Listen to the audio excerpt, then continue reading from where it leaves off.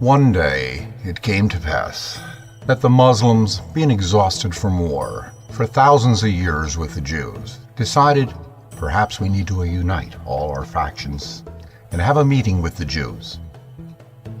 When contacted, the Jews agreed. Jews throughout the world elected representatives, and they all met in one location. On one side of the table, representatives from throughout the world that represented the Muslim religion sat. On the other side sat all the representatives from the Jews throughout the world. Presiding over the meeting, they felt they needed a neutral party. So sitting at the head of the table was a great Christian leader, one that all the Christian churches agreed should represent this ideology of peace. After the 1,000 years of exhaustion, it was finally agreed that both parties believed their God to be supreme. The Muslims insisted Allah is great, unerring. And the Jews, being handed down the laws of Moses and understanding all there is to know about God, agreed the all-powerful God was the ultimate decider of every man's fate.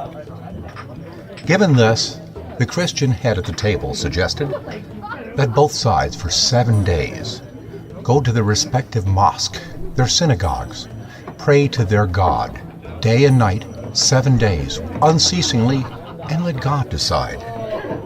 Will it be the Jews who the Jews claim were given the land as chosen by God, or would it be the Muslims who said they were there long before the Jews?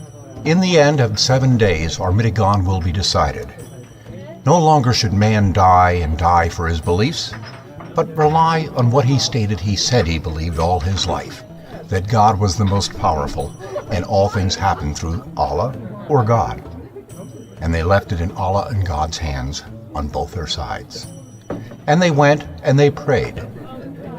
The Jews prayed at the Wailing Wall, at their synagogues, day and night and day, Monday, Tuesday, Wednesday.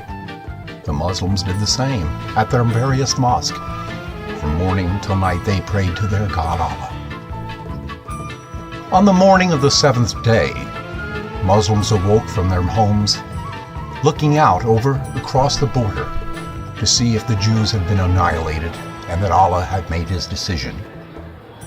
The Jews, leaving their homes, came out, looked across the borders to see if their God was the most powerful, that they have been redeemed and the land is truly theirs. What both sides saw shocked them both.